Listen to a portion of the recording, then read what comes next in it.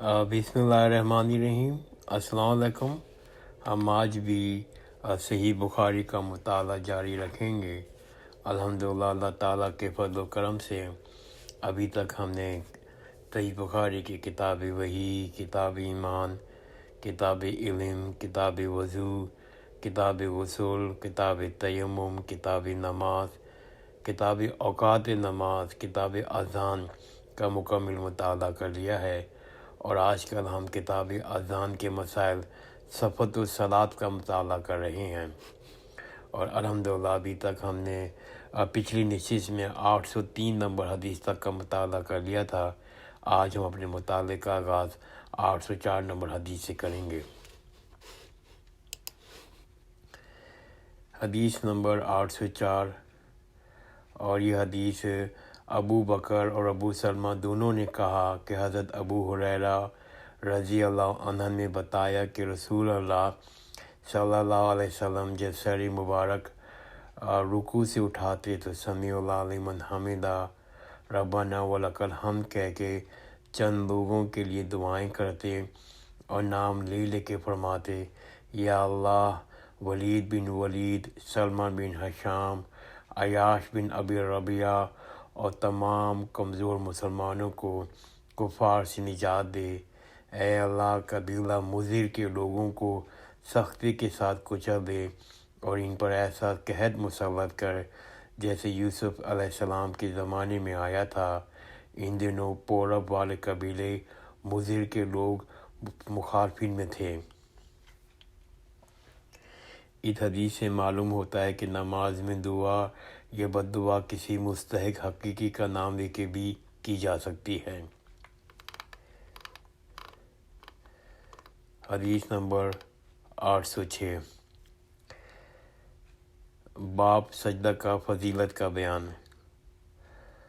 हमने अबू ईमान ने बयान किया कि हमें शोएब ने ज़ोहरी से खबर दी। उन्होंने बयान किया, मुझे साहब सईद बिन मुसीब ने अता बिन यजीद लेसी ने खबर दी।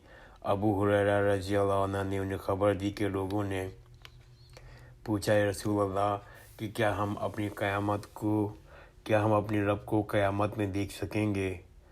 आपने जवाब दिया, क्या तुम्हें 14वीं रात के चाँद के देखने में जबकि इसके करीब कोई बादल भी ना हो शुबा होता है? लोग बोले, हरगिज़ नहीं या रसूल अल्लाह। फिर आपने पूछा, क्या तुम्हारे सूरज के देखने में जबकि इसके करीब कोई बादल भी ना हो शुबा होता है? लोगों ने कहा, नहीं या रसूल अल्लाह। फिर आपने फरमाया, रब्बुल इज़्ज़त को तुम इसी तरह देखोगे। लोग क़यामत के दिन जमा किए जाएंगे। फिर अल्लाह ताला फरमाएगा, जो जिसे पूछता था वो इसके साथ हो जाए। चुनाचे बहुत से लोग सूरज के पीछे हो लेंगे, बहुत से चाँद के, बहुत से बुतों के साथ हो लेंगे। ये उम्मत बाकी रह जाएगी, इनमें मुनाफिकीन भी होंगे। फिर अल्लाह ताला एक नई सूरत में आएगा और उनसे कहेगा कि मैं तुम्हारा रब हूँ। वो उन मुनाफिकीन के कहेंगे कि हम यही अपने रब के आने तक खड़े रहेंगे। जब हमारा रब आएगा तो हम इसे पहचान लेंगे। फिर अल्लाह अज़्ज़ा व जल इनके पास ऐसी सूरत में जिसे पहचान लेंगे आएगा और फरमाएगा कि मैं तुम्हारा रब हूँ। वो भी कहेंगे कि बेशक तुम्हारा रब है। फिर अल्लाह ताला बुलाएगा, पुरसरात जहन्नुम के बीचों बीच रख दिया जाएगा।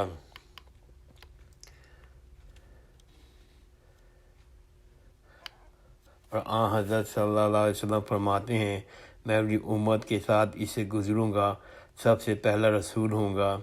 इस रोज़ सिवाय अम्बिया के कोई भी बात न कर सकेगा। अम्बिया भी सिर्फ ये कहेंगे, ऐ अल्लाह मुझे महफूज रखियो, ऐ अल्लाह मुझे महफूज रखियो। और जहन्नुम में सद्दान के कांटों की तरह आकस होंगे। सद्दान के कांटे तुम नहीं देखे होंगे। सहाबा कराम ने अर्ज़ किया, हाँ। आपने फरमाया, वो सद्दान के कांटों की तरह होंगे, अलबत्ता इनके तोलो अर्ज़ को सिवा अल्लाह ताला के सिवा कोई नहीं जानता। ये आकस लोगों को उनके अमाल के मुताबिक खींच लेंगे। बहुत से लोग अपने अमल की वजह से हलाक हो जाएंगे, बहुत से टुकड़े टुकड़े हो जाएंगे। फिर इनकी निजात होगी। जहन्नुम में اللہ تعالیٰ جس پہ رحم فرمانا چاہے گا ملائکہ کو حکم دے گا۔ وہ خالص اللہ تعالیٰ ہی کی عبادت کرتے تھے، انہیں باہر نکال لو، چنانچہ ان کو باہر نکال دیں گے اور معاہدوں کو سجدوں کے آثار سے پہچانیں گے۔ اللہ تعالیٰ نے جہنم پر سجدوں کے آثار کا جلانا حرام کر دیا ہے، چنانچہ یہ جب جہنم سے نکالے جائیں گے، اثر سجدوں کے سوا ان کے جسم کے تمام ہی حصوں کو آگ لگا دی جائے گی۔ جب جہنم سے باہر ہوں گے تو بالکل جل چکے ہوں گے، اس لیے ان پر آب حیات ڈالا جائے گا جس سے وہ اس سے ابھر جائیں گے، جیسے سیلاب کے کوڑے کرکٹ میں سیلاب کے تھمنے کے بعد سبزہ ابھر آتا ہے۔ پھر اللہ تعالیٰ بندوں سے حساب سے فارغ ہو جائیں گے، لیکن ایک شخص جنت اور دوزخ کے درمیان اب بھی باقی رہ جائے گا۔ یہ جنت میں داخل ہونے والا آخری دوست کی شخص ہوگا، اس کا منہ دوزخ کی طرف ہوگا، اس لیے کہے گا کہ اے میرے رب، میرے منہ کو دوزخ کی طرف پھیر دے، کیونکہ اس کی بدبو مجھ کو مار ڈالتی ہے، اس کی چمک مجھے جلا دیتی ہے۔ اللہ تعالیٰ پوچھے گا کیا اگر یہ تیری تمنا پوری کر دوں تو دوبارہ کوئی نیا سوال تو نہیں کرے گا؟ بندہ کہے گا کہ نہیں، تیری بزرگی کی قسم، اور جیسے جیسے اللہ چاہے گا وہ قول و اقرار کرے گا۔ آخر اللہ تعالیٰ جہنم کی طرف سے اس کا منہ پھیر دے گا، پھر جب وہ جنت کی طرف منہ کر لے گا اور اس کی شادابی نظروں کے سامنے آئے گی تو اللہ سے جتنی دیر چاہا وہ چپ رہے گا، لیکن پھر بول پڑے گا اے اللہ مجھے جنت کے دروازے قریب پہنچا دے۔ اللہ تعالیٰ پوچھے گا کیا تو نے عہد و پیمان نہیں باندھا تھا؟ اس ایک سوال کے سوا کوئی سوال تو نہیں کرے گا۔ بندہ کہے گا کہ اے میرے رب، میں تیری مخلوق میں سب سے زیادہ بدنصیب نہ ہونا چاہیے۔ اللہ تعالیٰ فرمائے گا کہ میری کیا ضمانت ہے، اگر تیری یہ تمنا پوری کر دی گئی تو کوئی دوسرا سوال نہیں کرے گا۔ بندہ کہے گا کہ نہیں، تیری عظمت کی قسم، اب دوسرا سوال کوئی تجھ سے نہیں کروں گا۔ چنانچہ اپنے رب کی ہر عہد و پیمان باندھے گا اور جنت کی دروازے تک پہنچا دیا جائے گا۔ دروازہ پہنچ کر وہ جنت کی پہنائی تازگی مسرتیں دیکھے گا تو جب تک اللہ چاہے گا وہ بندہ چپ رہے گا، لیکن آخری بول پڑے گا اے اللہ مجھے جنت کے اندر پہنچا دے۔ اللہ تعالیٰ فرمائے گا افسوس ہے ابن آدم، تو ایسا دغا باز کیوں بن گیا ہے کہ ابھی تو نے عہد و پیمان نہیں باندھا تھا کہ تو جو کچھ مجھے دے گا اس سے زیادہ کچھ نہیں مانگوں گا۔ بندہ کہے گا اے رب، میں سب سے زیادہ بدنصیب مخلوق نہ بنا۔ اللہ تعالیٰ ہنس دے گا اور اسے جنت میں داخلہ کی اجازت عطا فرما دے گا، اور پھر فرمائے گا بانگ کیا تیری تمنا ہے؟ چنانچہ وہ اپنی تمنائیں اللہ تعالیٰ کے سامنے رکھے گا، اور جب تمام تمنائیں ختم ہو جائیں گی تو اللہ تعالیٰ فرمائے گا کہ فلاں چیز اور مانگو، فلاں چیز مزید سوال کرو۔ خود اللہ تعالیٰ اس کو یاد دلانی کرائے گا۔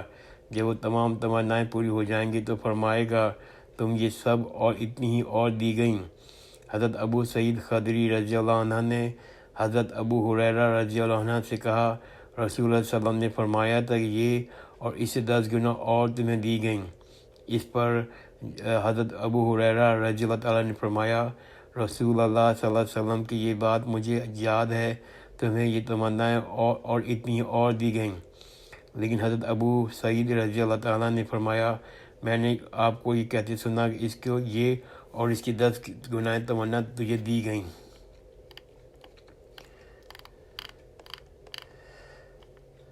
تشریح: امام محدثین حضرت امام بخاری رضی اللہ تعالیٰ عنہ سجدے کی فضیلت بیان کرنے کے لیے اس طویل حدیث کو لائے ہیں۔ اس میں ایک جگہ مذکور ہے کہ اللہ پاک نے دوزخ پہ حرام کیا ہے، وہ اس پیشانی کو جلائے گا جس پر سجدے کے نشان ہیں۔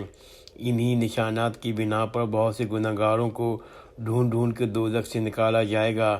باب اور حدیث میں یہی مطابقت ہے۔ باقی حدیث میں اور بھی بہت سی باتیں مذکور ہیں۔ ایک یہ کہ اللہ کا دیدار برحق ہے، اسی طرح حاصل ہوگا جیسے 14ویں رات کا چاند دیدار عام ہوتا ہے۔ نیز اس حدیث میں اللہ پاک کا آنا اور اپنی صورت میں جلوہ افروز ہونا، اہل ایمان کے ساتھ شفقت کے ساتھ کلام کرنا، قرآن مجید کی بہت سی آیات اور بہت سی احادیث صحیفہ میں جس میں اللہ پاک کی صفات مذکور ہے، ان کی بنا پر اہل حدیث اس پر متفق ہیں کہ اللہ پاک ان جملہ صفات سے موصوف ہے۔ یہ حقیقتاً کلام کرتا ہے جب وہ چاہتا ہے، فرشتے اس کی آواز سنتے ہیں اور وہ اپنے عرش پہ ہے۔ اس کی ذات کی جہت و فوق ثابت ہے، اس کا علم اور سمع و بصر ہر چیز کو گھیرے ہوئے ہے۔ اس کو اختیار ہے، وہ جب چاہے جہاں چاہے جس طرح چاہے آئے جائے، جس سے بات کرے، اس کے لیے کوئی امر مانے نہیں۔ حدیث ھذا میں دوزخ کا بھی ذکر ہے، سادان نامی گھاس کا ذکر ہے جس کے کانٹے بہت سخت ہیں، اور پھر دوزخ سادان جس کی برائی اور زر رسانی خدا ہی جانتا ہے کس حد تک ہوگی۔ نیز حدیث میں مائع حیات کا ذکر ہے جو جنت کا پانی ہوگا، ان دوزخوں پر ڈالا جائے گا اور دوزخ میں جل کر کوئلہ بن چکے ہوں گے۔ ان دوزخیوں پہ ڈالا جائے گا جو دوزخ میں جل کے کوئلہ بن چکے ہوں گے، اس پانی سے ان میں زندگی لوٹ آئے گی۔ آخر میں اللہ پاک ایک گناہ گار سے مکالمہ مذکور ہے۔ آخر میں اللہ پاک کا ایک گناہ گار سے مکالمہ مذکور ہے جسے سن کر اللہ پاک ہنسے گا اور اس کا ہنسنا بھی برحق ہے۔ الغرض حدیث بہت سے فوائد پر مشتمل ہے۔ حضرت امام کی عادت مبارکہ ہے کہ اس حدیث میں بہت سے مسائل کا اخراج کرتے ہیں۔ ایک مجتہد مطلق کی شان یہی ہوتی ہے۔ پھر حیرت ہے اس حضرات پہ جو حضرت امام بخاری رضی اللہ تعالیٰ عنہ جیسے فاضل اسلام کو مجتہد تسلیم نہیں کرتے۔ ایسے حضرات کے بزن انصاف اپنے خیال پر نظر ثانی کی ضرورت ہے۔ حدیث نمبر 807۔ باب سجدے میں دونوں بازو کھلے اور پیٹ رانوں سے الگ رکھے۔ ہم سے یحییٰ بن بکیر نے بیان کیا، کہا مجھ سے بکر بن مضر نے، عفر بن ربیعہ نے بیان کیا، انہوں نے عبد الرحمن بن حمز سے، انہوں نے عبداللہ بن مالک بن بحینہ سے کہ نبی کریم صلی اللہ علیہ وسلم جب نماز پڑھتے سجدے میں اپنے دونوں بازوں کو اس قدر پھیلا دیتے کہ بغل کی سفیدی نظر ہو جاتی تھی۔ لیث بن سعد نے بیان کیا، مجھ سے جعفر بن ربیعہ نے اس حدیث کو بیان کیا۔ امام شافعی رضی اللہ تعالیٰ عنہ، امام شافعی رحمۃ اللہ علیہ نے کتاب الاعلام میں کہا ہے کہ سجدے میں کوہنیاں پہلو سے الگ رکھنا اور پیٹ کا رانوں سے جدا رکھنا سنت ہے۔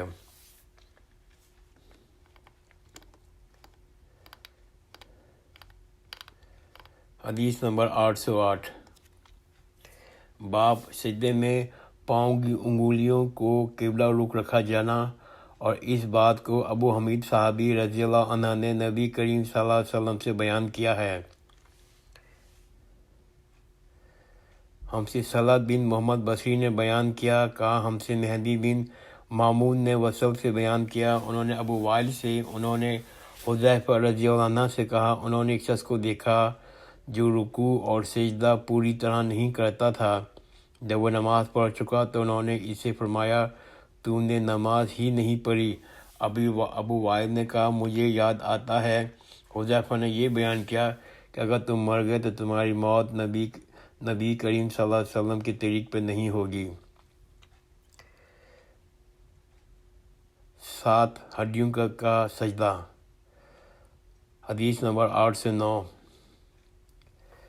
ہم سے قبیضہ بن عقبان نے بیان کیا، کہا ہم سے سفیان ثوری نے، عمرو بن دیار نے بیان کیا، انہوں نے طاؤوس سے، انہوں نے حضرت ابن عباس رضی اللہ تعالیٰ سے، انہوں نے نبی کریم صلی اللہ علیہ وسلم کو 7 اعضاء پہ سجدے کا حکم دیا گیا تھا، اس لیے نہ بالوں کا آپ سمیٹیں نہ کپڑوں کو۔ وہ 7 اعضاء یہ ہیں: پیشانی، ناک، دونوں ہاتھ، دونوں گھٹنے اور دونوں پاؤں۔ حدیث نمبر 810۔ ہم سے مسلم بن ابراہیم نے بیان کیا، انہوں نے کہا ہم سے شعبہ نے، انہوں نے عمرو سے، انہوں نے طاؤوس سے، انہوں نے حضرت عمر ابن عباس رضی اللہ تعالیٰ سے، انہوں نے نبی کریم صلی اللہ علیہ وسلم سے، آپ نے فرمایا، ہمیں 7 اعضاء پر اسی طرح سجدے کا حکم ہوا ہے کہ ہم نہ بال سمیٹے نہ کپڑے۔ حدیث نمبر 811۔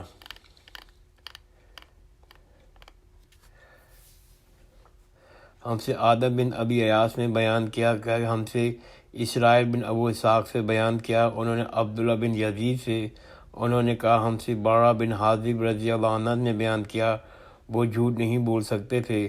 آپ نے فرمایا ہم نبی کریم صلی اللہ علیہ وسلم کی ابتدا میں نماز پڑھتے تھے، جب آپ سمیع اللہ لمن حمیدہ کہتے پھر رکوع سے سر اٹھاتے تو ہم میں سے کوئی اس وقت تک پیٹھ نہ جھکاتا جب تک آپ پیشانی زمین پر نہ رکھ دیتے۔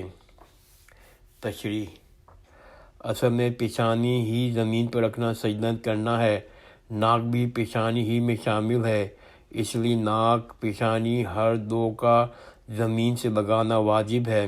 پھر دونوں ہاتھوں اور دونوں گھٹنوں کا زمین پر ٹکانا اور دونوں پاؤں کو انگلیوں کو قبلہ رخ موڑ کر رکھنا، یہ کل 7 اعضاء ہونے شامل ہیں سجدہ میں۔ الحمدللہ ہم نے آج 811 نمبر حدیث تک کا مطالعہ کیا ہے۔